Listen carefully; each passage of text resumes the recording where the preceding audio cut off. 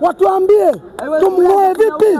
Sisi tunaweza kumuoa kwa vyovyote. Hatumtaki. Hatumuhitaji. Walimkataa kwenye jimbo lake Kilwa. Wametuambia sisi mashabiki ambao hamtaki Mangungu wasiingie ndani ya uwanja. Sisi tumepenya na tumeingia. Sasa bado tunamwambia pamoja na kutuzuia sisi tusiingie uwanjani. Baadhi ya mashabiki ambao sisi tunaonekana sawa, sisi tunaingia uwanjani kwa sababu tulienda kwake, tumeenda kwa Lupaso, kwa Mkapa, tunakuja kuangalia Simba yetu. Kwa hiyo tunakuomba serikali, Mama Samia na waziri mkuu, sawa, tunaombeni ili swala mliingilie kati. Sisi wana Simba tumeshachoka kulia kilio cha mbwa mwizi.